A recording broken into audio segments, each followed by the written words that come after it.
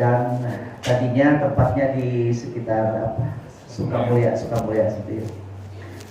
Tapi kemudian dipindahkan ke sini, dan begitu saya tahu Masjid Ar-Rahman, ini nostalgia sebetulnya bagi saya karena tahun 84. Kang Jajang udah lahir tahun 84. Ketika itu saya ada kos di situ dekat Masjid Babus Salam ya. Babus Salam. Awal-awal saya kuliah itu tiap subuh ke sini, dan ada kuliah subuh yang memberi kuliahnya pada waktu itu yang rutin adalah Ustadz Ahmad Robi, Ustadz Sarif Saidin, Ustadz Khalid ya. Saya datang situ, jadi saya duduk aja. Kemudian juga kalau khutbah Jumat yang saya ingat tuh Ustadz Uju ya. Ya, betul ya. Khas sekali beliau itu kan ya. Tahun 84. Memang tidak begitu banyak perubahan, tapi tentunya saya yang berubah. Kalau dulu belum beruban, sekarang sudah. Kalau dulu waktu mahasiswa belum ada iklan apa-apa di depan nama saya. Dari situ. Dulu tahun 84. Jadi udah berapa tahun? Hampir menjelang 40 tahun. Dan terkait dengan tadi yang disampaikan, ada satu refleksi, satu renungan terhadap sejarah Jamiah kita ini, yang nanti insya Allah kalau menurut perhitungan tahun Masehi pada 12 September 2023 itu akan berusia 100 tahun. Satu usia yang melebihi dari usia para pendirinya. Itulah sebetulnya kelebihan satu gerakan yang dikelola, dibingkai lewat Jamiah, karena tidak bertumpu kepada ketokohan seseorang.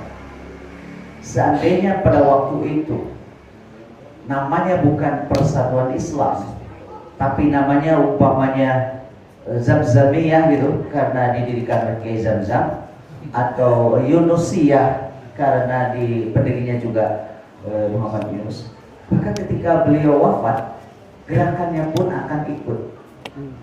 Begitu. Itu satu refleksi ya bagi kita semua. Nah, sebelum kita memasuki untuk melakukan refleksi sejarah 100 tahun, saya ingin menyampaikan dulu semacam fondasi yang mengharuskan kita melakukan refleksi, introspeksi kepada perjalanan hidup kita. Saya juga kan sekarang sudah kepala 5 lebih, itu berefleksi. Kesimpulan yang saya dapati sekarang, ternyata hidup itu singkat gitu. Kalau dulu sebelum usia 40 tahun kayaknya lama, karena saya belum pernah sakit, usia yang berat-berat gitu. Usia 40 juga sama. Ketika sekolah di Australia, kayaknya selama 6 tahun gak pernah sakit. Badminton juga seminggu 3 kali. Sekali badminton 2 jam gak berhenti. Kang Jajang gak kuat lawan saya. Gak pernah sakit-sakit. Kayaknya hidup tuh. Tapi begitu masuk ke kepala 5, mudun gitu ya. Mudun gitu. Mungkin nanti kalau saya usia 60 tahun, itu mungkin saya akan mengatakan sebagaimana orang tua dulu berkata, cuman keharap gitu ya. Jadi jampe akhirat. Makanya kalau pengajian di 60 tahun ke atas, gak mau yang berat-berat ya, maunya yang akhirat-akhirat gitu ya. Tapi kalau anak muda kan belum punya sejarah. Anak muda itu gak mau sejarahnya disamakan dengan orang tua. Jadi kalau orang tua itu memelihara sejarah, kalau yang muda membuat sejarah. Wajar kalau kemudian ada perbedaan persepsi antara pemelihara dengan pembuat. Jadi saya sekarang juga kalau lihat anak muda agak berbeda dengan yang ada dalam pikiran saya. Wajar, karena mereka itu belum pernah punya sejarah. Jadi ari sepuh mah nyoreang alam katukang. Kan itu sejarahnya. Ini yang begini-begini kan belum. Jadi dia ke depan. Jadi no hiji ngalieu bae katukang, no hiji ngarep. Jadi wajar kalau kemudian tampak bentrok, padahal sebetulnya dialog antara pemelihara sejarah dengan pembuat. Mata kolot masuk loba KHD karena dia punya pengalaman. Hari ini kalian kan belum punya pengalaman, jadi gak ada KHD-nya. Gitu. Jadi gak apa-apa. Namanya juga anak muda. KHD dulu KHD. Ingisku bisi rempanku basah. Itu orang tua. Tapi kalau anak muda gak ada. Sikat aja karena belum punya pengalaman. Kalaupun pada satu saat kerja tower pengalaman pertama, gitu ya, itu anak muda.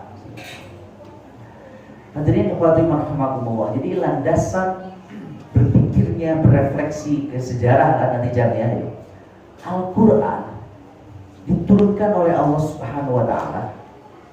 Kalau dihitung ya dengan melihat tartib tadwininya, jadi bagaimana wahyu disusun. Kan Allah tidak memberi nomor-nomor itu tuh ya. Itu tartib nuzulinya. Tapi ketika disusun ini tartib tadwini, surat apa namanya Al-Alaq yang dari segi tartib nuzulinya ayat 1 sampai ayat 5 itu kan tidak ditempatkan surat pertama. Jadi Al-Fatihah itu surat pertama dari segi tartib tadwin, didiwankan. Itu dari 6.666 sekian ayat itu 30% itu berisi ayat sejarah, 30%. Termasuk penelitian salah seorang tokoh ulama Persis yang tidak banyak dikenal oleh Persis Bandung, karena memang beliau di Jogja. Dan memang di Jogja itu Kiai Munawar Khalil. Itu Kiai Munawar Khalil. Dan beliau itu penulis buku tarikh terkenal, terbesar menurut saya yang berbahasa Indonesia, yang sudah terbit tahun 40-an. Jadi itu semacam tarikh Tobarinya begitu ya. Itu namanya kelengkapan tarikh. Ada jilid 1, jilid 2 gitu. Dan bedanya dengan tarikh-tarikh yang lain, itu beliau ada catatan kaki, ini nukil dari mana gitu, dirujuk gitu. Itu tarikh Kiai Munawar Khalil itu ulama Persis. Dulu kan namanya bukan Dewan Hisbah, namanya Majelis Ulama dulu itu. Nah dulu di Majelis Ulama Persis itu kalau bersidang, berdiskusi, itu yang hadir bukan saja ulama Persis, tapi ada dari ulama yang lain yang ingin mengetahui bagaimana ulama Persis itu berdebat, berdiskusi gitu ya. Maka ikut di Majelis Ulama Persis itu ada tokoh ulama dari Aceh, ya, dia tokoh dari IAIN ya, pendiri IAIN Sunan Kalijogo Yogyakarta, itu Profesor Tengku Muhammad Hasbi As-Siddiqi.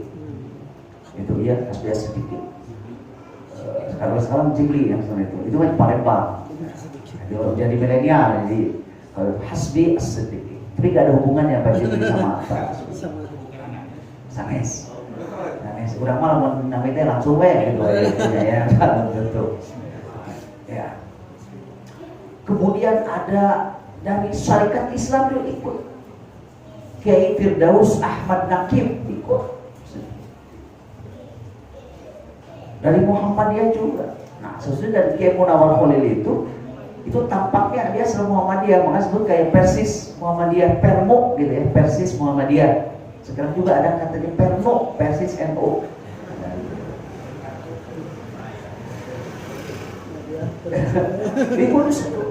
Bahkan ada yang unik. Itu Ustadz Ahmad Hasan berdebat dengan Profesor Hasbi As-Siddiqi tentang bersalaman dengan perempuan laki-laki. Kalau menurut Hasan nggak boleh, menurut Hasbi As-Siddiqi boleh. Itu hadisnya, dalilnya digunakan sama. berdebat di dalam majalah pembela Islam setiap kali terbit, berpuluh-puluh. Kemudian selesainya itu bukan karena sudah mencapai kesepakatan, capek dua nana. Jadi karena udah pada capek, ya udah berhenti gitu ya. Itu bagus sekali itu debat. Jadi memang Persis itu dulu sangat menekankan kepada argumentasi. Ada yang menarik, nah kebetulan kan dekat nih Kopok sini ya. Sekarang kan udah ganti namanya ya, Jalan Kiai Wahid Hasyim. Nah dulu itu dan Kopok. Di situ ada pesantren Al-Basyariah ya. Tampaknya itu dulu markas untuk kantor NU cabang Bandung.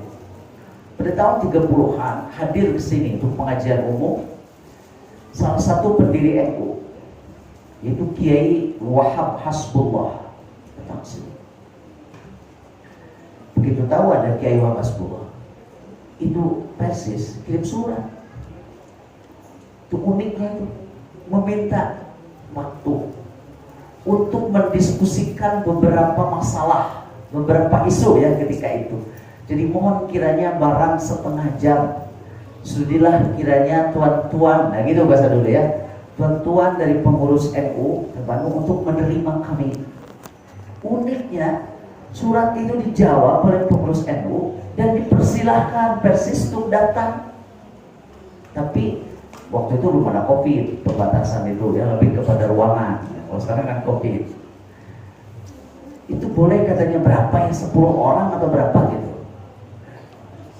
Jadi untuk berdiskusi, kalau nggak salah 3 masalah saja. Itu uniknya. Akhirnya apa kan ayah Persis belum NU, atau NU belum Persis. Ayah. Begitu ya, alhamdulillah. Bagus tuh. Dulu Persis datang ke situ dan direspon, dipersilakan. Meskipun di dalam prakteknya yang hadir sekitar 25 lebih. Berdiskusilah Kiai Wahab Hasbullah dengan Ustaz Hasan. Dan kesimpulannya di buletin Persis itu kami sampai kepada kesimpulan masing-masing. Jadi terus diskusi karena benternya atau saya jalan begitu. Gak ada masalah kan. Nah, tapi hujahnya yang penting itu. Kayaknya di NU itu Al-Basyariah ya. Nah, menurut Kiai Munawar Khalil pun 30% ayat Al-Quran itu ayat tariah. Pertanyaannya mungkin adalah kenapa Allah Subhanahu wa Ta'ala itu sampai kemudian harus menurunkan sekitar 2000 ayat tentang sejarah? Apakah Allah itu gak ada kerjaan? Atau Al-Quran itu kitab novel? Bukan. Sementara dibandingkan dengan ayat hukum, itu tidak lebih dari 100-an ayat hukum itu. Tapi coba sekarang tafsir ahkam itu adalah salah satu mata pelajaran wajib kan di pesantren.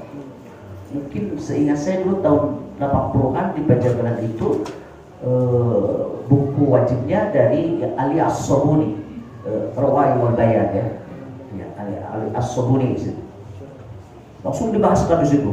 Surat Al-Fatihah dari Bismillah, apakah ini bagian dari surat Al-Fatihah atau bukan? Nama-nama surat Al-Fatihah ada Sabul Mahani dan lain sebagainya. Banyak sekali tafsiran kami. Tapi pernah nggak ada yang secara spesifik tulis tafsir sejarah?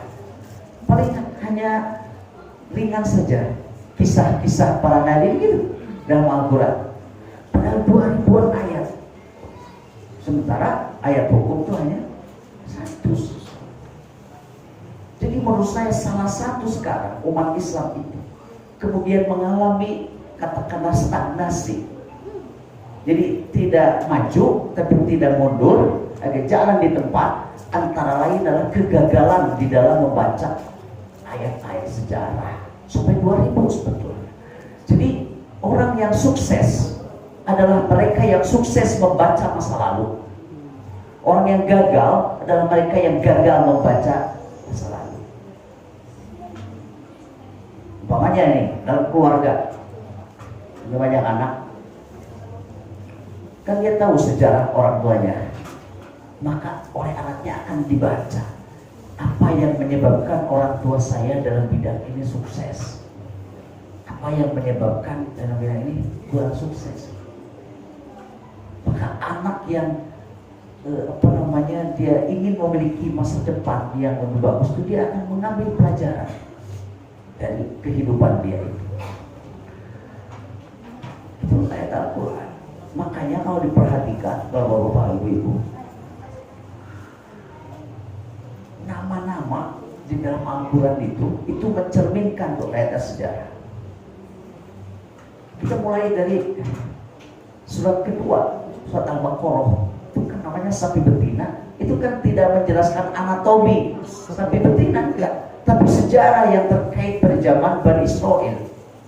Ketika itu ada kasus yang susah untuk dicari siapa pelakunya, kemudian itu maka Allah memerintahkan untuk menyembelih sapi betina dan nanti bagian dari tubuhnya dipukulkan kepada mayat. Kira-kira begitu kan?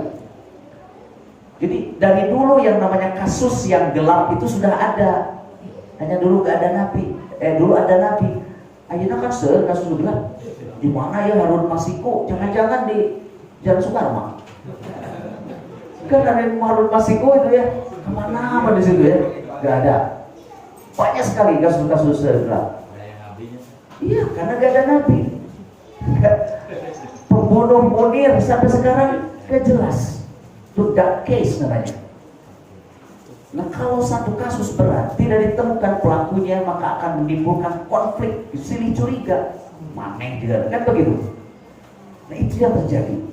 Kasus surat Al-Baqarah. Surat berikutnya Ali Imran, sejarah tentang keluarga Imran yang akhirnya melahirkan Nabi Isa alaihissalam. Sejarah kan Ali Imran. Terus nama-nama itu ada surat apa lagi? Yusuf ya, surat Yusuf, surat Yunus, Hud, Ibrahim, Maryam, termasuk surat Muhammad. Ya. Ada bahkan kumpulan kisah Al-Qasas, Al-Anbiya, bahkan ada tokoh musuh utama yang menjadi nama surat Al-Lahab. Hari orang makan tokoh lain, rakyat gerhayang begitu, jadi itu kasut gitu ya. Maka kalau menjadi jalmi tanggung-tanggung, mau ke bawah kemana-mana. Karena Abu Lahab itu memusuhinya ideologis. Kenapa gitu?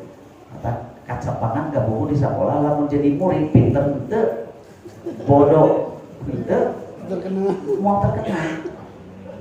Gitu, mau terkenal. Jadi guru mah cenah apal nanti, nya sih ya mau bodoh pisannya. Gitu. Gitu. Mau iya mah mau pintar gitu ya. Nah, saya nggak tahu nih, Ustaz di sini dikenal gurunya apa ya? Pintarnya kali ya. Pintarnya. Begitu ya. Mau belajar. Jadi sebenarnya kalau budak belajar teh, kalau kemudian diberi arah yang lebih bagus, itu sebetulnya lebih pintar itu. Mateka. Nggak mau cicing kan? Ese gitu, ngerti atau ente gitu ya, cicingan. Nah itu nama-nama surat itu. Istilahnya pun Al-Quran itu menunjukkan pentingnya kesejarahan dan 2000 ayat. Jadi istilah yang pertama digunakan itu nabaun, terkait dengan dua putra anak Adam. Waslu alaihim naba abnai adama idh qarraba qurbanan fatuqbila min ahadihima wa lam yutaqabbal min al-akhar. Digunakannya waslu alaihim naba. Bacakan Muhammad kepada mereka berita dua anak Adam. Nabaun. Ternyata nabaun itu bukan sembarang berita, kan sejarah juga diberitakan. Kalau sembarang berita, baik benar atau salah, namanya khobar. Jadi khobar mah tiasa leres berita teh, tiasa hok salah. Makanya di Quran ayat namanya surat kabar. Surat kabar. Berita dina koran mah sakapun leres berita teh, sakapun teu. Ayeuna koran teh terus kapengker margi semua masyarakat janten wartawan. Tetap namanya sosial media. Itu bukan waktu jadi wartawan beritakan we. Jujur Soekarno ayah iya cenah. Padahal mantep, ya kan gitu ya, hoax ya. Jadi sekarang profesi wartawan itu dia diambil alih ke masyarakat. Makanya koran jadi tepayu, PRG alit ya namanya, alit bisa. Kamu kursi kuring zaman mahasiswa, sini. Itu baca koran di situ di Immanuel, gratis atau udah terkapeser. Kurang maca we gitu ya, dulu lompat maca, beres. Sekarang kadang-kadang berita itu lebih dahulu ketimbang di koran ya. Itu sosial media. Itu khobarun. Tapi upami nabaun, Rogi Pak Isfahani dalam Mufradat Rogi, dia menjelaskan begini. Nabaun itu adalah khobarun dzu faidatin 'azimatin yahsulu bihi ilm. Jadi berita yang memiliki kemanfaatan yang banyak ya, dzu faidatin 'azimatin, yang berita tadi membawa kita kepada ilmu, atau si berita tadi dapat mengalahkan, menghapus keraguan. Jadi yang namanya nabaun itu berita yang pasti benar karena bersumber dari yang maha benar. Nabaun itu, makanya pembawa nabaun itu disebut nabi. Jadi nabi itu tidak mungkin membawa berita yang tidak benar. Nah, sejarah dari Al-Quran itu pasti benar. Oleh karena itu salah satu fungsi sejarah di dalam Al-Quran adalah fungsi membenarkan. Karena bahaya kalau sejarah dimanipulasi, bahaya. Makanya di dalam surat Yusuf ayat 2 Allah Subhanahu wa taala mengatakan begini kepada Nabi Muhammad SAW, nahnu naqussu alaika, ya, kami mengisahkan kepada engkau ahsanal qasosi. Ahsanul isim tafdil ya, isim tafdil, sebenar-benarnya kisah. Jadi ada kisah-kisah yang bohong. Nah, Al-Quran itu fungsinya adalah meluruskan fungsi kisahnya itu. Contohnya nih, gara-gara kisah yang salah menjadi akidah, dan akidahnya jadi salah. Selama 500 tahun sampai kemudian diutus Rasulullah bahwa Nabi Isa itu menjadi keyakinan disalib. Itu kan jadi keyakinan bahwa Nabi Isa itu disalib, sehingga simbol-simbolnya pun kan, salib begitu. Nabi Isa menjadi keyakinan bahwa Nabi Isa itu disalib. Diluruskan sejarahnya oleh Allah Subhanahu wa taala lewat Nabi Muhammad.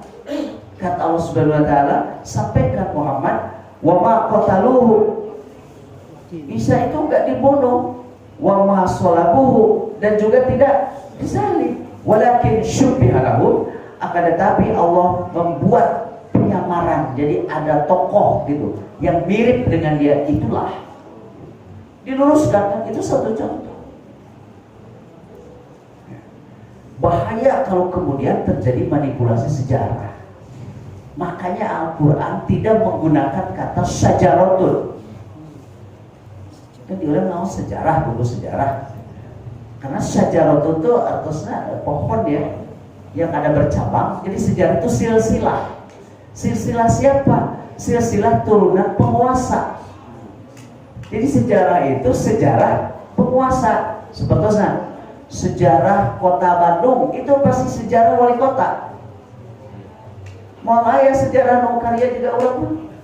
Sejarah ketua RW ke Malaya. Sejarah wali kota. Sejarah Indonesia, sejarah raja-raja seperti itu. Makanya sejarah itu dibuat oleh penguasa. Contoh yang masih hangat, zaman Pak Harto, 1 Maret itu serangan umum, Janur Kuning, tokohnya Pak Harto. Sekarang 1 Maret ditetapkan sebagai hari penegakan kedaulatan. Wah, ketegaran Pak Harto. Begitu. Ya. Al-Quran tidak menggunakan kata sejarah karena bisa dibuat oleh para penguasa ini. Nah, jadi nanti juga sejarah pers harus ditulis dengan benar. Ya, makanya saya ke teman saya nih, Pak Wildan, Kunaon ente yang sejarah ayeuna hari ruken nih cenah. Jadi atuh meureun ke kamu lamun mau tiheula mau aya sejarah urang malah bagian dari sejarah. Makanya pernah dalam satu diskusi ada sejarah persis ya, di bidang politik gitu. Saya kan salah satu pelaku. Jadi masih ingat saya pelakunya. Ditulis nah kieu ngelin kieu. Untung saya masih hidup tuh di situ. Jawabnya teh cek nulis sejarah. Mohon Kang, ya sejarah mah kumaha nulis nawe, gitu ya. Itulah sejarah. Makanya Al-Quran tidak menggunakan syajarat, juga tidak menggunakan tarikh, istilah tarikh. Orang pelajaran tarikh kan, tarikh itu kan penanggalan. Jadi peristiwa berbasis kepada tanggal. Al-Quran bukan kitab tentang penanggalan peristiwa, akan tetapi dimuatnya 2000 ayat itu agar kita mengambil ibrah. Nanti di bagian akhir pengikatnya saya ada 3 kalimat yang selalu Al-Quran gunakan setelah mengisahkan sebelum kita. Jadi pada bau digunakan khososun. Khososun itu adalah al-athar al-mutatabi'ah. Jadi jejak yang terekam. Disebut kisah itu jejak yang ada buktinya. Makanya Al-Quran mengisahkan Fir'aun itu jejaknya ada. Fir'aun itu sampai ke dirinya sendiri. Kebetulan tahun 2004, waktu itu saya masih muda sekali, 2004, saya berkunjung ke Kairo. Dan diantar oleh teman-teman mahasiswa, saya mengelilingi Museum Nasional di Kairo. 1 hari nggak selesai. Jadi harusnya 2 hari itu Ustaz Didi. Insya Allah Ustaz Didi segera ke situ ya. Murah ke Kairo itu lebih mahal dari sini ke kebun kelapa. Ke kebun kelapa itu naik angkot berapa ya? 5.000, PP 10.000 kan? Ke Kairo itu dari sini paling 800. Hanya tinggal mengubah RP menjadi S gitu ya. Gitu ya. 800 PP. 800 PP itu di Kairo. Banyak pesawatnya ke Kairo. Sekeliling ternyata ada ruang khusus untuk para Fir'aun. Jadi Fir'aun itu banyak. Nah, yang ditulis dalam Al-Quran itu yang terkenal dengan Ramses ya. Ramses kedua. Makanya di Kairo ada kawasan terkenal itu maksudnya Ramses, gitu ya. Ramses. Saya mencari ternyata si mumi Fir'aun yang ada di Al-Quran itu tempatnya lebih khusus lagi.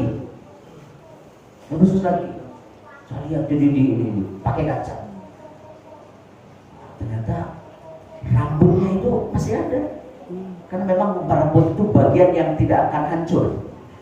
Makanya kejahatan apapun ya itu bisa dari rambut. Jadi kalau dia narkoba gitu, itu di sini tes rambut. Nah, ada Kaisar Napoleon Bonaparte dari Prancis. Dia dibuang ke pulau Saint Helena.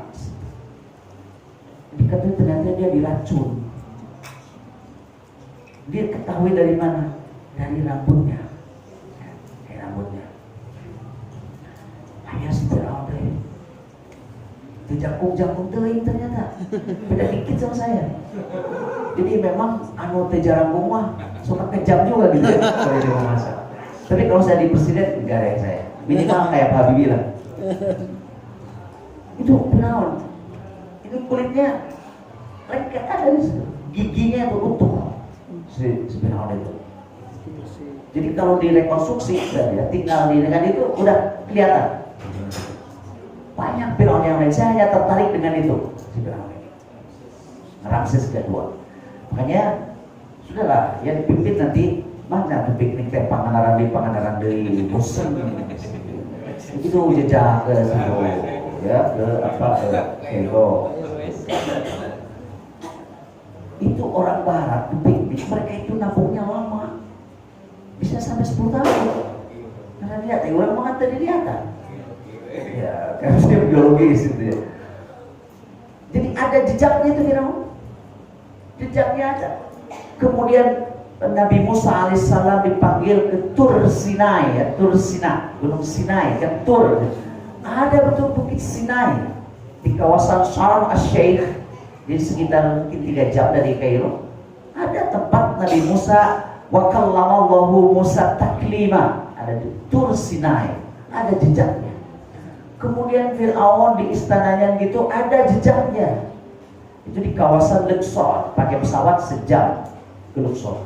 Itu kawasan wisata yang paling padat sedunia di Luxor. Jadi lebih subuh teh terus ngantri, bule segala macam. Luxor banyak kisah. Makanya di dalam surat Al-Qasas itu kisah Nabi Musa cukup panjang. Jadi Al-Quran menggunakan kata Qasasun, kisah yang sudah diambil ke kita karena jejaknya bisa dilacak. Pokoknya kisah saya, kalau suatu saat saya jadi presiden, ini akan jadi situs nanti. Oh, situsnya saya pernah ngontrak di sini gitu. Terus ke situ, ke pabrik kulit, kemana? Itu kisah, tukang orang, gitu. Ya. Atau saya makan di kampus, dengan teman, hayang darngeunah tapi duitnya terbatas. Sana saya daging kan, saya ngobrol sama teman. Enak gue eta goreng tempe hiji. Mana? Ya eta cenah ya. Mana ieu? Daging sanes dia mah ieu na. Iya teman-teman. Ya paling lalang salada gitu ya. Sampel kata gratis. Ada yang lebih gila, kalau saya masih lumayan bayar. Teman saya mah tiap makan melisa kuda unggul. Tapi eta sama sareng lalang. Lebih gila. Ya tapi kan yang itu lumayan jadi profesor juga. Gara-gara gratis gitu ya, gara-gara gratis. Jadi kalau ketemu teman saya yang makannya gratis, lala bungkul, sekarang dia salah satu duta besar ya, itu di Serpo lagi di mana dia makannya itu sama ujian jadi misalnya teh saya ngumpul. Jadi mau kalau pas ketemu, selamat ya jadi duta besar. Nyatip itu gara-gara salada cina gitu. Sama apa namanya? Sama sambal gitu ya, sama sambal. Kalau saya masih untung.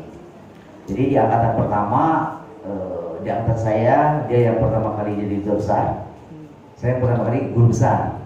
Tapi jangan panggil saya guru besar, kan saya udah gede. Langsing aja. Kisah. Digunakan juga istilah hadithun. Hal ataka hadithu Musa. Itu dalam Al-Quran. Kalau tarikh enggak. Jadi kisah. Sebelum masuk nih segera ke sejarah Persis. Ada 3 kalimat yang Allah gunakan setelah mengisahkan semua yang 2000-an ayat. Yang pertama, Ibrahim dalam surat An-Nazi'at. Di kisahnya, hal ataka hadithu Musa idnada rabbuhu bil wadil muqaddas tuwa. Sebut kan muqaddas itu ada bukit tua ada sih. Idhab ila fir'auna innahu tagha. Datangilah Fir'aun karena dia melewati batas. Nabi Musa disuruh datang ke Fir'aun bukan karena dia Fir'aun. Fir'aun itu kan gelar ya. Bukan karena dia penguasa, bukan. Karena kekuasaan itu bukan satu yang haram. Itu salah kita kalau melihat halal. Bahkan satu saat apabila untuk menegakkan kebenaran dan tidak bisa kebenaran itu ditegakkan kecuali lewat kekuasaan, maka menjadi penguasa hukumnya wajib. Ma la yatimul wajibu illa bihi fa huwa wajibun. Kalau untuk menegakkan kebenaran ini tidak bisa dilakukan kecuali dengan kekuasaan gubernur, maka menjadi gubernur ini wajib hukumnya. Jadi ini yang muda-muda, ini atau masih pemuda persis ya? Persis. Ini calon gubernur. Saya katakan gampang jadi gubernur itu. Jadi presiden juga gampang, no susah mah kumacaran supaya kepilih. Ya. Itu susahnya. Tapi saya kasih tip ya untuk Ustaz Miftah ya. Saya kasih satu kunci untuk nanti Anda takut jadi gubernur dan presiden. Harus jadi pembelajar cepat. Tidak ada sekolah gubernur, tidak ada sekolah presiden, nggak ada. Saya juga dulu jadi ketua umum PB Pemuda PSS kan tidak ada sekolah. Saya pembelajar cepat. Pembelajar cepat. Nah, maka saya kisahkan ini untuk trik Ustaz Miftah sama yang lainnya ya, calon-calon gubernur. Mungkin beliau gubernur, saya usia 70 tahun. Mudah-mudahan masih sehat 70 tahun. Saya contohkan presiden Amerika supaya aman, jadi gak membuat contoh presiden di sini. Amerika saja. Aman. Ya. Ada satu presiden ya di Amerika. Hari pertama dia ngantor ke gedung putih, ruang kerjanya itu di gedung oval ya. Itu dipertahankan sejak 200 tahun yang lalu. Gak diubah-ubah. Orang mati segala, jadi gak ada nilai sejarah di kita. Iya, karena proyek. Itu proyek. Iya. Saya pernah masuk ya. Ada satu ruangan di Geneva pertama, yang kedua sama istri saya. Ruangan di Geneva, Alabama namanya. Alabama sih. Itu dipertahankan sejak tahun 1800. Termasuk ada ruang untuk kayak di DPRD-nya. Itu juga sudah berusia 300 tahun. Jadi kursi-kursi nanti anggar, jadi dengan bangganya ini nih kursinya 300 tahun. Orang maka kalau 2 tahun harus diganti proyek. Makanya jejak sejarahnya tidak ada. Betul kan? Tidak ada. Nah, kalau Presiden Ar-Rahman ini kayaknya sih tetap pihaknya itu. Iya, tetap. Ya, hanya dulu kalau bisa peliturnya itu lebih mudah ya. Pakai triplek dulu kan? Oh, triplek ya? Ya, ini masih tetap. Nggak tahu mimbarnya saya. Tetap juga. Karena mimbar persis 80-an gitu khasnya. Khasnya gitu ya. Kalau sebelum 80-an itu di Pajagaran pakai besi kan. Abdul Rahman situ yang diganti. Jadi ada, makanya saya kesini nggak kehilangan. Oh iya, hanya tadi agak kaget sedikit karena dulu rasanya masuk ke gang ini tuh besar. Ini jadi alih, berarti saya yang mulai membesar gitu. Ya. Nah ini tetap pintu-pintunya. Jadi ada jejak sejarahnya. Jadi di kita mah suka main hantam aja.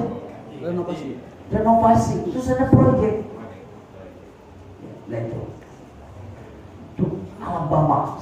Nah itu di Amerika ruang kerja presiden dari George Washington sampai sekarang Joe Biden tetap di ruang oval, bentuknya oval.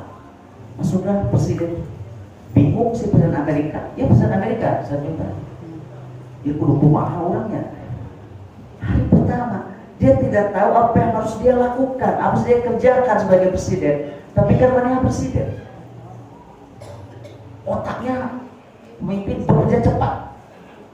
Akhirnya kesimpulan yang paling tahu dalam-dalamnya presiden ketika dia di kantor adalah office boy. Nah, office boy itu namanya office boy. Tukangnya yogikeun cai, warin cai gitu. Panggil office boy, panggil. Kan senang office boy dipanggil presiden. Luar biasa. Juga Kang Jajang nunjuk pangosan dia, buka WA. Ayati ajudan presiden dengan Pak Jajang, ini ajudan Presiden Jokowi. Pak Jajang ditunggu jam 9 malam di istana, langsung keluar. Tidak yuna, beberes begitu ya. Gitu kan kalau dipanggil Pak Presiden. Habis baik. Itu presiden yang kemarin itu biasanya namun ke kantor isu-isu teh sok kumaha gitu. Capek tak soalnya. Oh, presiden kamari mah sok langsung nyungkeun disayogikeun teh panas. Nah, presiden ayeuna kalau begitu saya minta teh panas. Perintah pertama presiden minta disediakan teh panas. Perintah pertama. Panas. Namun tos minta teh panas kumaha bisa kamari. Oh, beliau mah minta koran-koran yang terbit pagi ini kumpulin mau baca. Nah, tolong koran baca. Terus nyungkeun dibaca koran kumaha? Beliau memanggil kepala staf Gedung Putih, West Wing, panggil rapat. setelah itu kan sudah mulai kan tadi ke office boy ya. Nah dia informasi udah di kepala staf. Oh begini, Mr. Presiden. Hari kedua terus semakin ini sampai dengan 1 minggu dia belajar. Pada minggu kedua dia sudah tidak belajar lagi. Mungkin pada hari Senin berikutnya dia sambil duduk di kursi berkata kepada dirinya sendiri, "Today, this morning, I am the true president." Sekarang saya sudah menjadi presiden yang benar. Ari kamarima presiden udah diajar. Jadi presiden mah diajarna kursa minggu. Lamun 5 tahun diajar keneh, eta namina pepresidenan gitu. Ya. Panjang. Parah betul ya. Jadi nanti Ustaz Miftah yang lain bermuda. Itu nanti kalau jadi gubernur masuk ke gedung Pakuan. Itulah cara belajar. Seminggu aja Anda belajar. Karena Anda pemimpin, pembelajar cepat. Lamun pemimpin istilahnya apa? Lambat gitu. Tell me, telat mikir, gimana rakyat? Mahkota pemimpin itu dimanapun dan dalam setiap level adalah kecepatan membuat keputusan. Pemimpin. Jadi lamun pemimpin peragu nyilakakeun kabeh. Hari rakyat peragu nyilakakeun dirina sorangan. Tapi kalau pemimpin peragu tidak pandai membuat keputusan, maka yang jadi korban adalah rakyat. Jadi itu saya bilang ya, Anda harus cepat membaca cepat dan cepat membuat keputusan. Ingat, tidak ada keputusan apapun di dunia ini yang tanpa resiko. Hirup di dunia mah cicing aya resikona. Uget aya resikona. Tapi dibanding resiko cicing dan resiko uget, mana yang begitu?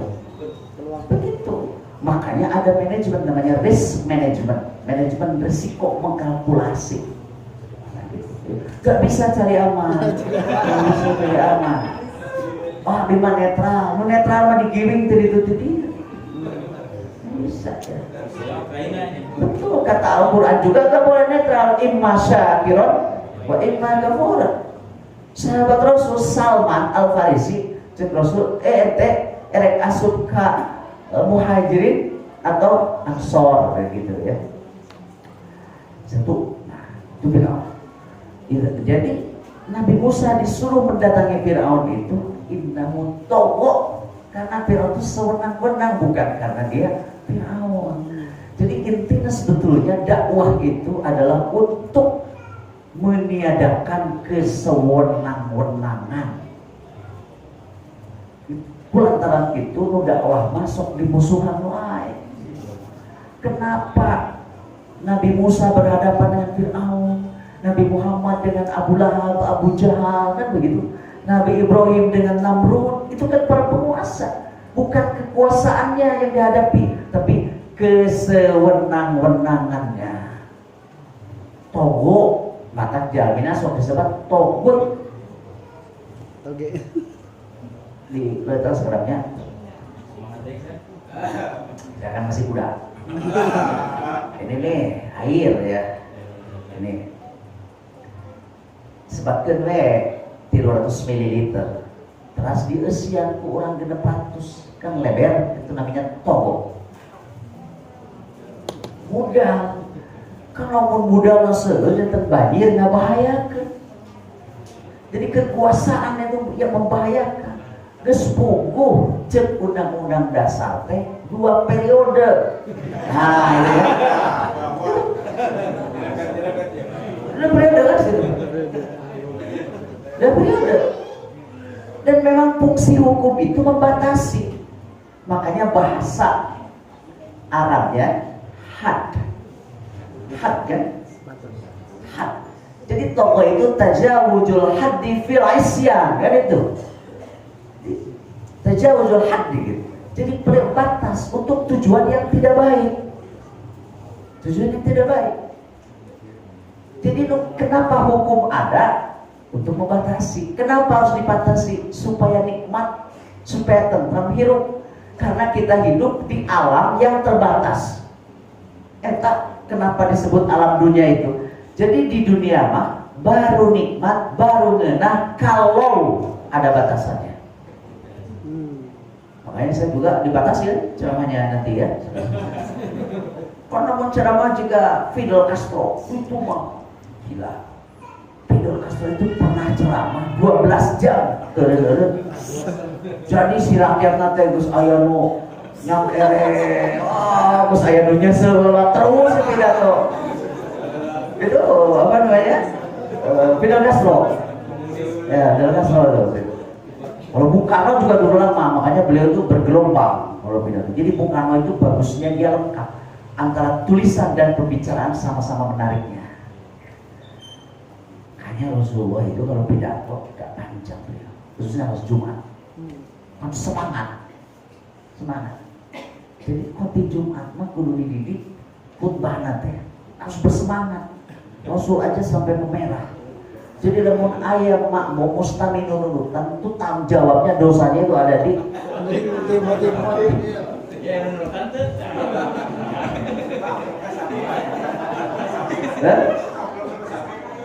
itu siapa berani pada zaman Rasul dugikan ke socana kata wis berem terus aya nunutan. Makanya kalau kita Jumat itu topik harus jelas, ulah sok sekali itu kali, kalau jangan lecet, gitu. Ulah yang mau mukadimah 70%, si 20%, penutupan 10%. Wah, itu mah besar mukadimah daripada pasak, gitu, daripada tiang. Langsung, kan dulu PSS itu dididik begitu. Ya. Maka kena persiapan. Meskipun orang tetos ribuan kali, jangan lupa persiapan. Ini saya kutip ya dari Sayyid Aristoteles. Sayyid Aristoteles. Sorry, beliau ya. Barang siapa naik mimbar tanpa persiapan, dia akan turun tanpa kehormatan. Tolong dicatat. Sekecil apapun, saya selalu meskipun itu paling tidak, memang susah dididik nih. Cenah di Basisma kudu siap kira baik naik mimbar. Jadi lamun nganyangka dia suguhanana teh mimbar. Gitu. Makanya itu saya pegang. Tapi tetap persiapan. Jadi kadang-kadang saya diberi waktu, harus memberikan apa sambutan apa gitu. Maka waktu saya berjalan dari sini sampai ke mimbar, itulah saya gunakan persiapan. Itu. Karena memang berbicara itu koordinasi antara otak dan mulut berbuku. Jadi tersebut kita mah gampil kena COVID nanti. Karena udah sesak napas gitu ya. Langsung aja. Jadi koordinasi otak dan apa namanya? harus apa namanya? Harus cepat gitu ya. Harus cepat. Makanya ini sesuai kesenangan. Jadi di dunia mah ayeuna orang nu namina tuang nikmat kalau membatasi diri. Kalau tidak membatasi diri, sadara digabres, ketek geus umur 50 tahun, kolesterol, gula, hipertensi. Gitu kan? Jadi yang hebat itu membatasi. Begitu juga berpuasa. Fungsi hukum, kenapa konstitusi membatasi 2 periode? Konstitusi ruhnya itu semua pasal membatasi. Makanya sok disebut konstitusionalisme. Itu pelajaran hukum ya, negara. Mumpung gratis. Konstitusionalisme hartosna teh semua konstitusi isida pembatasan kekuasaan, pembatasan masa jabatan kekuasaan. Kunaon pakai dia periode kamari patut teu war-war jadi kabumulan. 32 tahun Pak.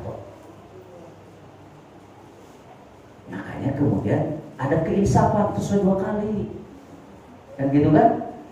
Ayo narik pikir deui 3 kali pasti kabulan karena sudah keluar dari fitrah hukum termasuk konstitusi batasan.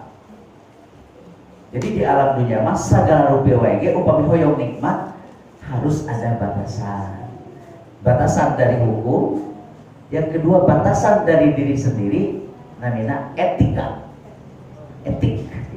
Maka saya pernah mengatakan, bagi para pejabat publik, hukum tertinggi adalah etika. Jadi ulah dia ada ayat larangan, gak bisa itu bagi pejabat publik mah. Tapi guru ngaragam diri itu orang teh, nah itu. Makanya pemimpin mah sebenarnya itu pengorbanan. Namun jadi pemimpin dalam artian pemimpin yang benar. Kalau pemimpin tidak benar, berubah pengorbanan jadi kesempatan. Atau memang harus dihitung. Kan ayeuna dilantik anggota DPRD Jawa Barat.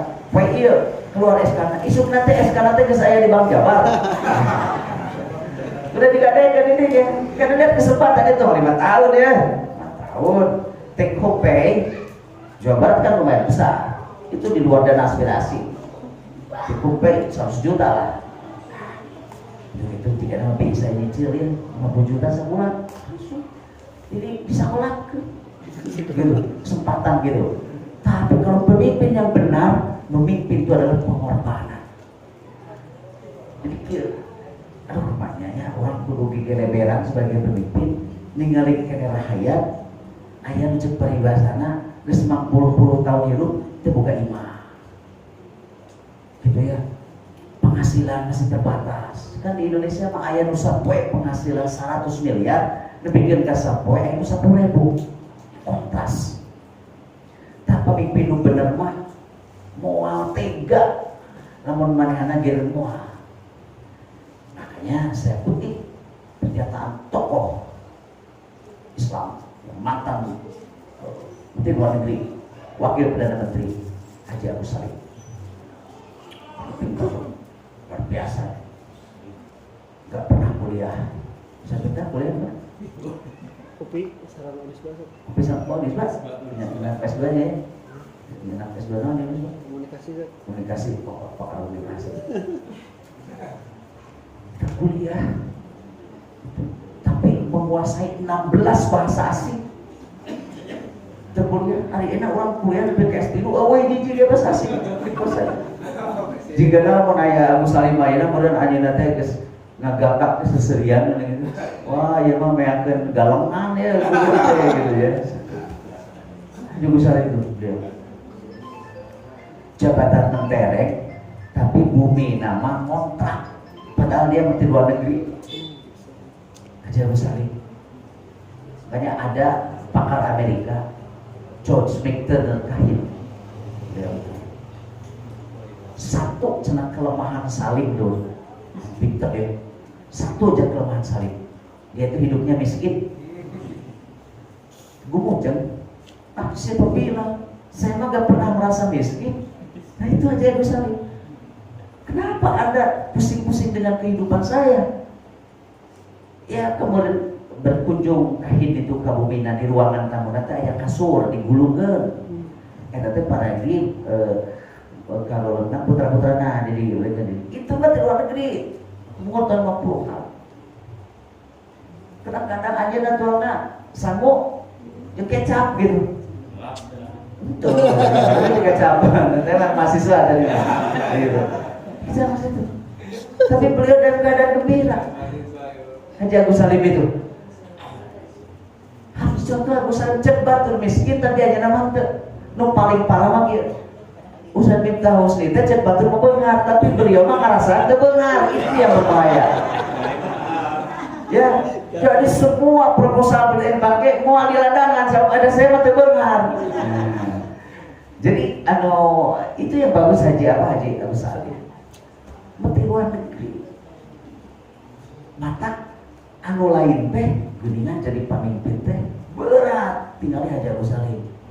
Gitu. Ari ayeuna mah kakara jadi anggota DPR 6 bulan, terus segala robah. Itulah yang menyebabkan rakyat jadi berjudi dengan politik. Susuganan we. Nah, itu kan.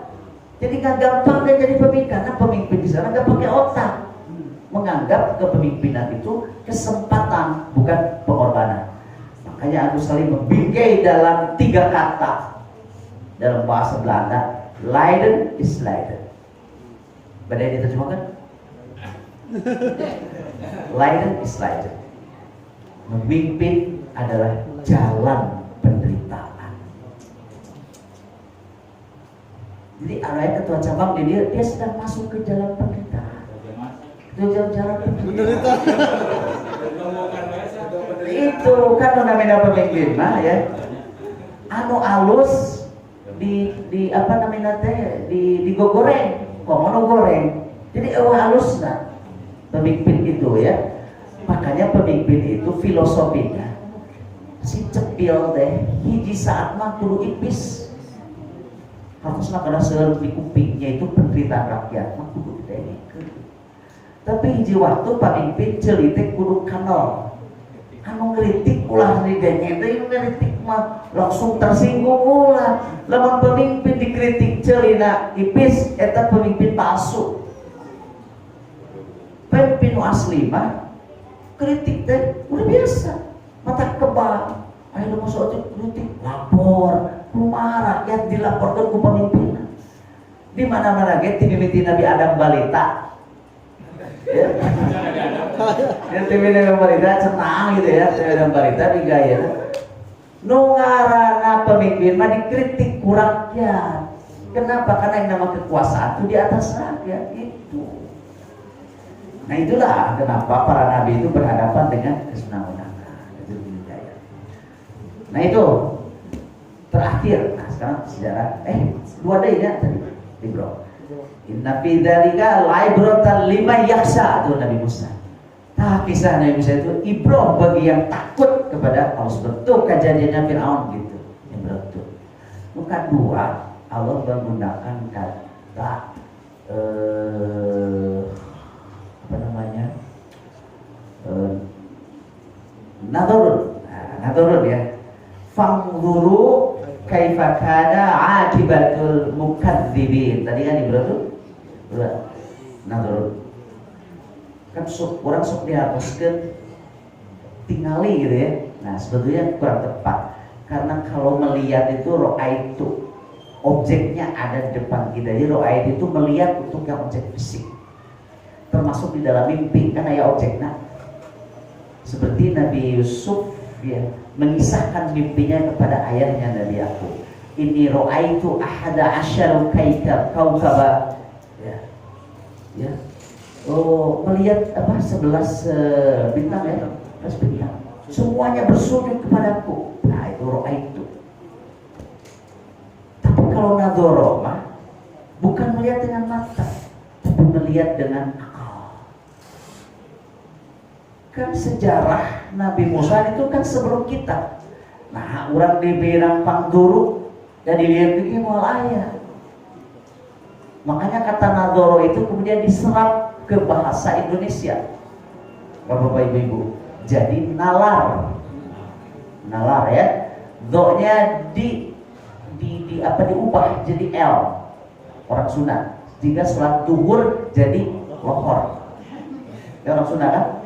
Duhur jadi lohor. Orang Sunda mah supaya gampang gitu. Lu asal naik gampang lah gitu. Cek urang-urang teh harlohi ya. Saya disebutkan harlohi. Cek orang Sunda rese pakai kudu harlohi gitu. Terus alojir gitu. Kami senal. Iya, senal, samel. Jawab kan ya, gitu. Senal gampang. Kan orang Sunda mah gampang lah. Kunaon pangna Indonesia bieu begini sama presiden lain orang Sunda. Orang Sunda mah blak-blakan, jeung hirup gampang orang Sunda. Dahar aya samel lalat gitu, teu kudu dikulum. Langsung. Goreng. Tapi di bala-bala mah dikulum teu geuna gitu.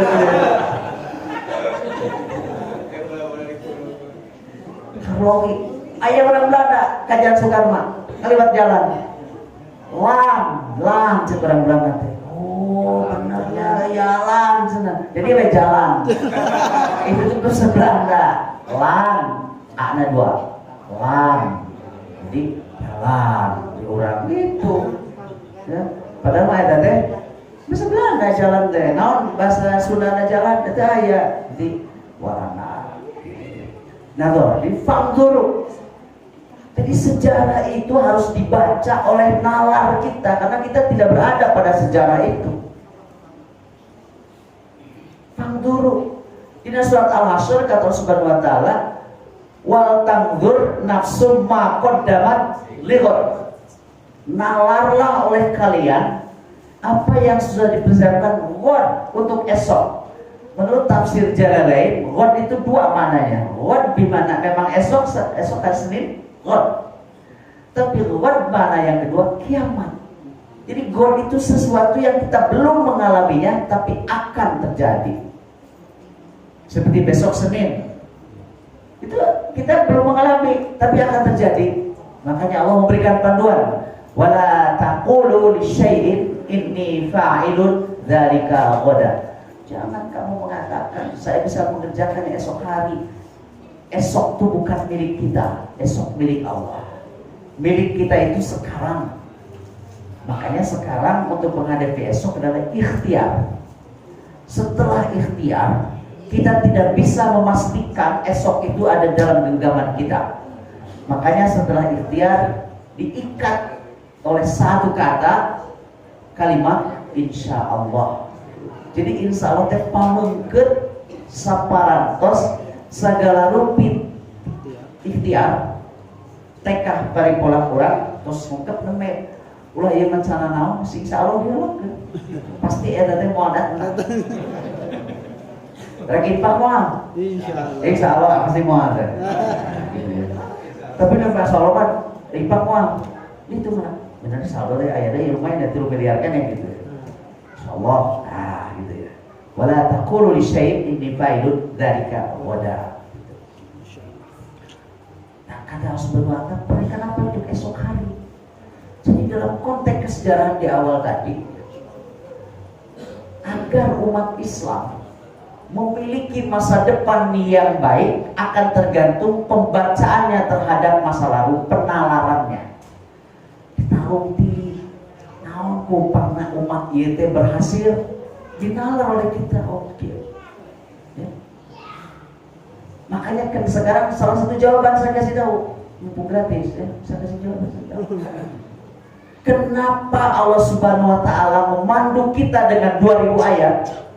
Allah sebetulnya memandu umat Islam dalam menetapkan masa depan. Baca dulu kan. Ada satu teori dalam ilmu sejarah yang dirilis oleh sejarawan Inggris terkenal Arnold Toynbee. Sok terjemahkan jantan teori ketepel. Ketepel kan tenang.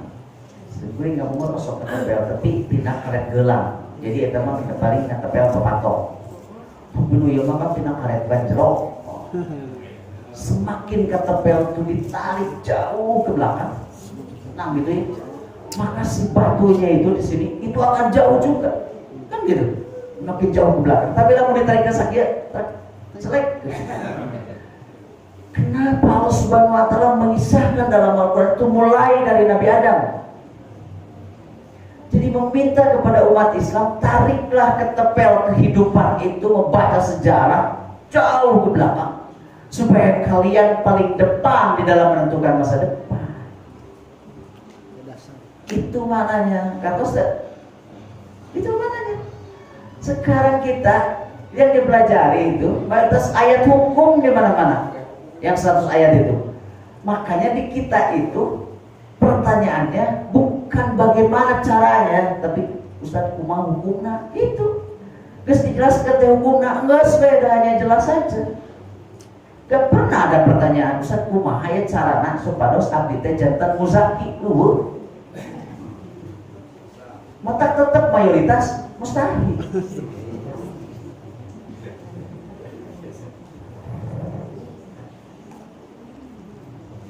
Itu rahasianya ya. Kenapa sejarah itu demikian lengkap? Jadi kita disuruh menarik dulu. Jadi dia tariklah nalar kamu itu, baca.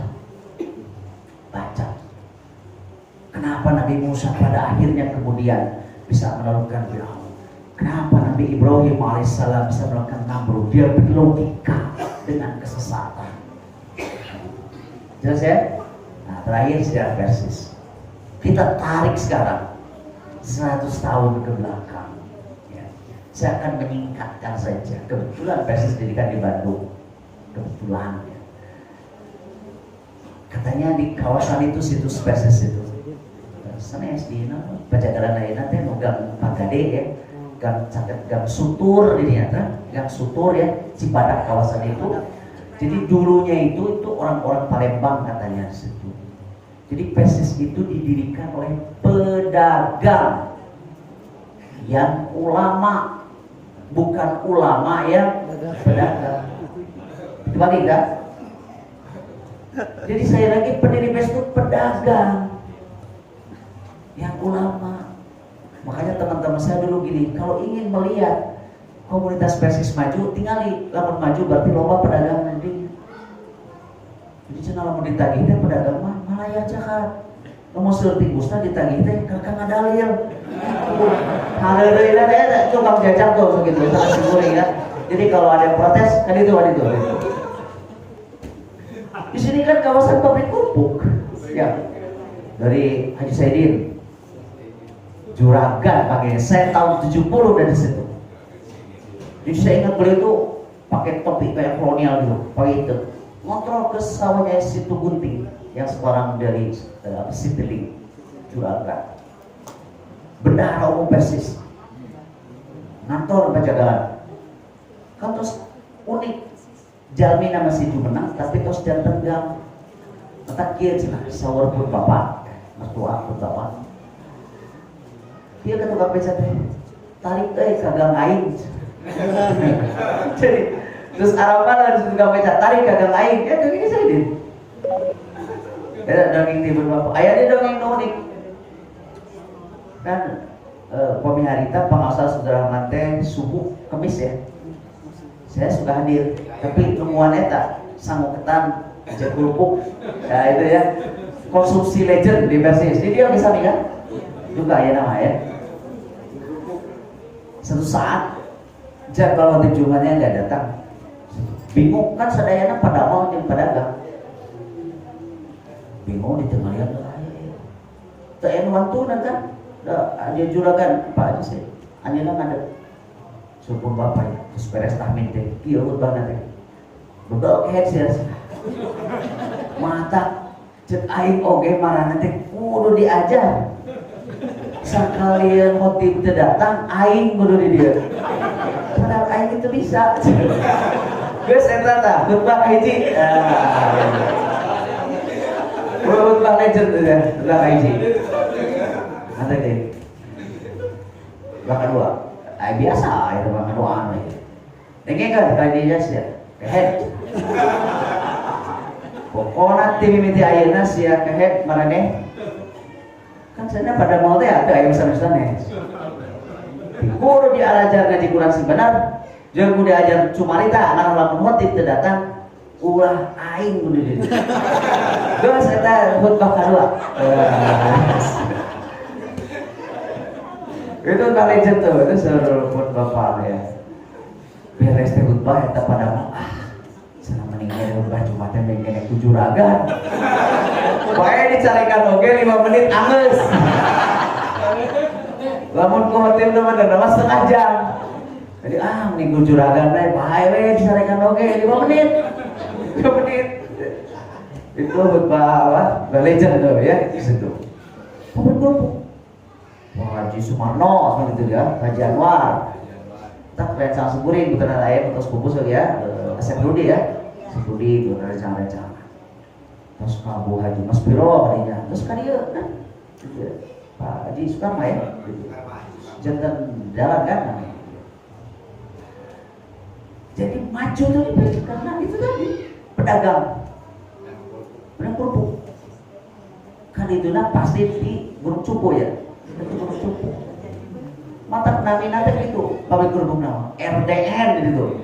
Saidin SDN. Jadi dia luka namanya DDN aya deh. DDN. Itulah kerupuk-kerupuk gitu ya. Nah, PES itu di Bandung dikatakan pedagang yang ulama. Jadi aradina pendiri PES itu pagi-pagi mereka berbisnis, tapi di malam hari memutolaah. Nah, gitu ya.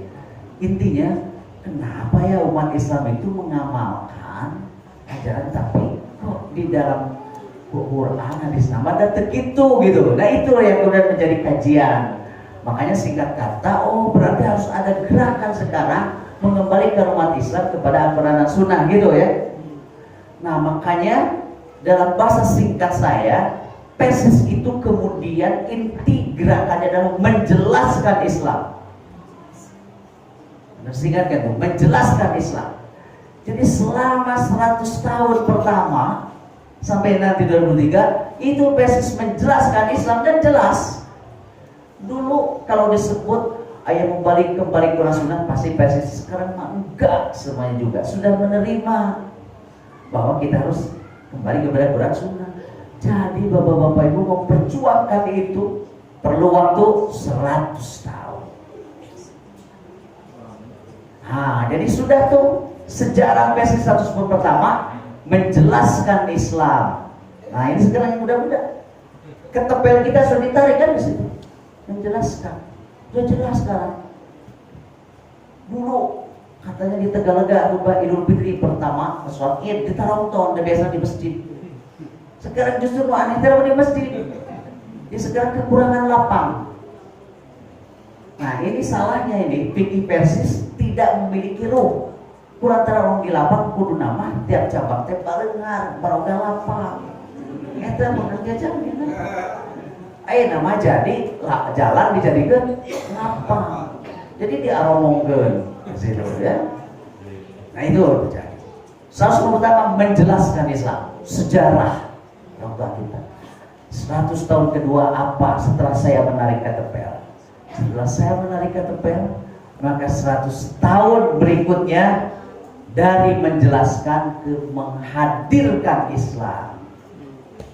Jadi sesepuh mah nu 100 tahun kahiji mah kahartos, 100 tahun kedua mah kedah karaos. Gitu. Nah itulah agenda PSIS nanti pemimpinnya ke depan. Akhirnya dijelaskan ya pendidikan sesuai Quran Sunnah teh dijelaskan jelas. Tah status kedua mah kedah kartos kedah aya bungker kana aja kana. Itu agendanya. Upamanya mau bahasa Ustaz mah harus lebih menekankan kepada lisanul hal. Nu kamari mah lisanul maqal. Di penjelasan kita berdebat dan lain sebagainya. Ayeuna mah jalmi langsung pukul lamun pakai sareng kesejahteraan, jadi hadirkan Islam.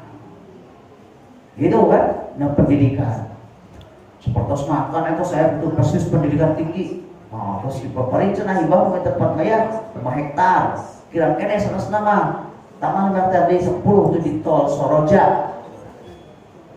Sebenarnya sekarang itu jangan membuat segala sesuatu yang biasa-biasa saja, harus luar biasa. Ayo nama nu biasa-biasa saja mah tong seueur. Nah saya pernah berazam gitu kan perguruan tinggi seueur di Bandung kalau alma mater Sikuring di Unpad. Jadi lamun ayeuna urang ngadamal nu biasa saja kaliwat tuh moal kakemot. Keluar biasa itu bisa dalam bentuk bangunan. Karena percatan kan, oh bangunan lagi. Tapi lamun bangunan wae nambut, jadi aduh, gitu kan ya. Iya, jadi orang ngarengkok, terus upami nambut. Tapi di Maluku, Universitas Persatuan Islam 20 lantai. Jangan lamun gitu mah era mayar murah teh.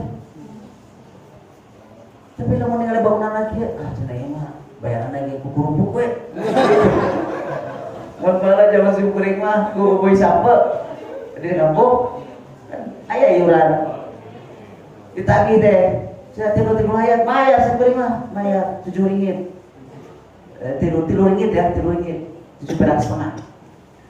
Dipakai rencana lodin cenah. Nah, kita naon tadi bungkus.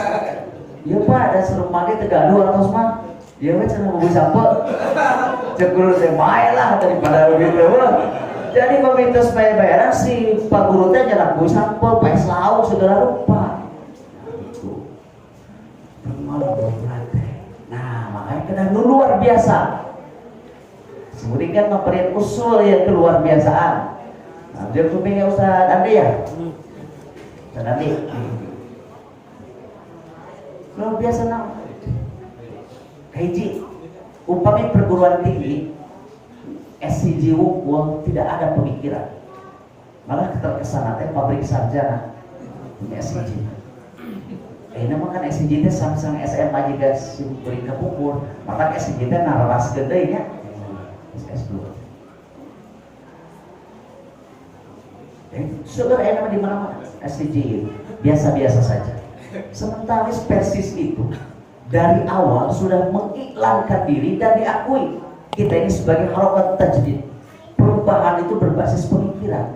Maka tadi cek simpuri, apa sebabnya majelis ulama Persis itu suka didatangi oleh ulama-ulama dari ormas lain? Karena di Persis tempat berpikir. Alasan itu sangat terbuka. Saking terbukanya debat sareng ateis. Namanya teh Suradal Mahatmanto. Suradal.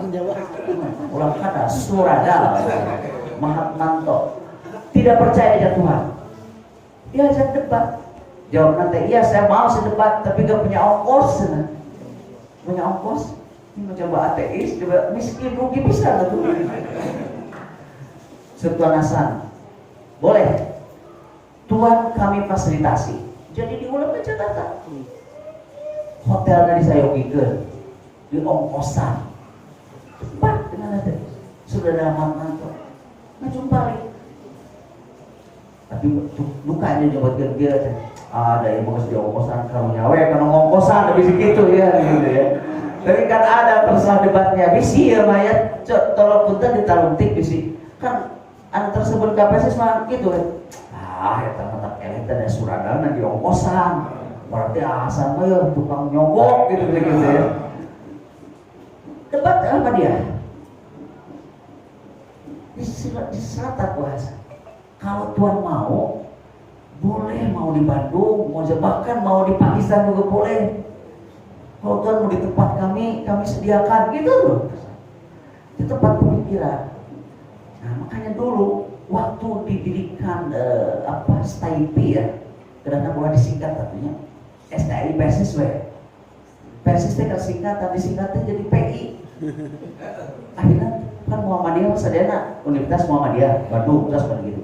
Jadi tinggal ditanya tulis STAI Persatuan Islam, Universitas Persatuan Islam. Pemikiran karena bahasa dengan Persis University ada mantap oke ya. Jadi itunya Periu, Periu ya. Kan Telkom Periu, ya Periu. Jadi Persismo, gitu ya. Periu, Persis University. Kamu kan pesantren tinggi, terus Setiu, terus STAI Persis. Ya sudah lihat. Sebetulnya kita ini terlambat karena Persis itu berbeda dengan Muhammadiyah. Didirikan adalah untuk mengubah fikrah umat Islam. Jadi itu berbeda dengan Muhammadiyah. Kan untuk lebih ke kesejahteraan umat. Makanya Muhammadiyah surat Al-Ma'un. Pemimpin Persis mah wa'tasimu bihablillahi jami'an wa la tafarraqu. Kan gitu. Oh, jadi apa yang datang dari Allah dan Rasulullah terima gitu ya. Wa mana aku manfaat tahu dan seterusnya.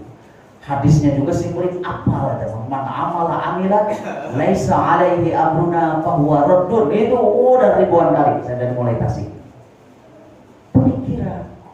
Tapi kita gak punya pendidikan tinggi.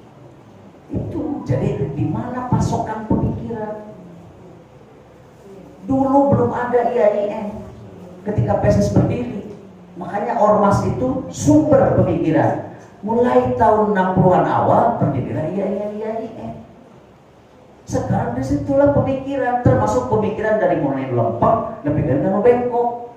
Jadi orang teh jika lamun Persibma ormas teh kalau Persis bertahan, tidak menyerang. Kan orang teh bertahan tina jil, bertahan tina siang terus orang rada gitu kan terus. Jadi lila-lila pertahanan orang jebol. Maka aneh pemikiran alumnus Persis itu unik. Pesantren Persis aya nu jadi sekretaris nabi palsu. Alumnus Persis. Sekretaris Lia Eden itu alumnus PSIS itu. Edun pisan. Iya. Itu di Tasik presentasi. Satu acara jatuh sekretaris Wahyu. Aja nate kan di Kiai Eman Saraan dirinya. Itu uniknya PSIS. Ya. Nah jadi terlambat datang alternatif. Tapi lebih baik terlambat daripada tidak. Nah makanya Universitas Persaudaraan Islam menurut saya sekarang harus luar biasa. Apa luar biasanya? Pertama, harus segera membuka pasca sarjana S2. Karena itu mau udah mulai berpikir. Kan Master menguasai pemidoktor itu menginovasi pemikiran. Ada SVG mah skripsi namanya lagi. Skrip film. Film mah ulangnya skenario rumit mau ditonton. Kenapa sinetron Suara Hati Istri favorit? Kenapa saya tahu kan kalau saya lagi di rumah eta we ngomongin maya. Ya, jadi kan ke apa lagu oge. Jadi anak saya kalau lewat dari atas ke bawah kalau ada lagu itu pasti saya lagi di kursi gitu deh. Kan ibu-ibu suka, kenapa? Karena gampang. Coba kalau sinetron cerita detektif pembunuhan, saha pembunuhan liar. Nah, jadi S1 mah bikinnya skripsi. Udah gak ada pemikiran. Nah, S2 cuma menguasai hukum. S3 inovasi. Jadi PSIS harus segera. Syaratnya kan harus ada guru besar. Baru disitu izinkan. Berikutnya keluar biasanya harus memakai bahasa internasional, yaitu bahasa Arab dan Inggris. Sepengetahuan saya belum ada perguruan tinggi Islam di Indonesia pascanya yang pakai bahasa internasional. Baru akan, yaitu yang berdirikan Universitas Islam Internasional Indonesia di Depok. Udah dikasih dana 1 triliun Pak Jokowi. Itu pakai 2 bahasa, Arab Inggris. Belaan ku urang di situ yang muda-muda. Makanya dulu saya ketika jadi direktur PZU, saya bikin program lainnya kok mere beasiswa kan yang sekolah berubah ya. Tapi saya memberi beasiswa karena jamiah memerlukan. Itu makanya harusnya PZU beasiswa untuk doktor sekarang. Tapi harus menulis dalam bahasa Arab. Gitu atau bahasa Inggris. Siapkan deh sekarang, kasih waktu 10 tahun sambil penyiapan itu. Jadi itulah salah satu 100 tahun kedua PES itu hadir. Wah, hadir universitasnya ini. Kan begitu. Yang di Soroja. Ya, di situ. PERIU, PES University. Oh, mantep kan? Terus konditunya udah bilotil Arabiyah wal Injiliziyah kan itu. Mantep kan? Itulah agenda PESIS 100 tahun kedua, yaitu menghadirkan Islam. Saya kira karena sudah waktunya habis ya, mudah-mudahan bisa dipahami dan jadi landasannya. Saya agak panjang karena biasanya membuat fondasi itu harus dalam supaya bangunannya kuat. Nah sekarang di atas fondasi kesadaran sejarah yang tadi, katapel yang sudah kita tarik sampai ke zaman Nabi Adam, maka kita beri bangunan PESIS tahun kedua, yaitu PESIS yang hadir. Jadi ngedek orang kan tinggal di PESIS langsung terpikat, gitu ya. Itu barangkali yang bisa saya sampaikan. Mohon maaf apabila ada yang kurang berkenan. Sekali lagi saya ucapkan terima kasih kepada Bajong Wakaler yang sudah menghadirkan saya di sini. Ini nostalgia Ustaz Dantik. Mungkin tahun 84 Ustaz lagi dan sama dia ya. Atas ya? Oh Pak Baki ya, Pak Baki saya Bajong ya situ.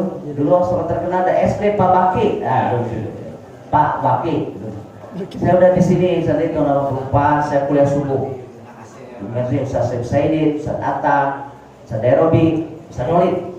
Nah, di sini saya 84. Ya, jadi saya nostalgia betul-betul. Dan di sini ada beberapa wajah sepuh yang saya masih ingat, tapi lupa lagi namanya. Ya. Terima kasih sekali lagi. Mudah-mudahan cabang Bojong Loakaren nanti 100 tahun kedua mulai 2003 dapat menjadi satu wajah yang menghadirkan PESIS. Terima kasih. Assalamualaikum warahmatullahi wabarakatuh.